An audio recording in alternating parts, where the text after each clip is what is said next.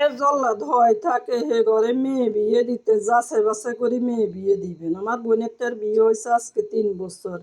3 বছরের ভিতরে প্রথম বছর ইফতার দেন এনে বোনের লাইয়ার বোনের হইলে কাপড় চোপড় দিছে, শ্যামে চিনি দিছে। বাপ একটা প্যারালাইসিস আজকে 3 বছর ঘরে বাপের মেলা টাকা পয়সা গেছে তো আর দেন।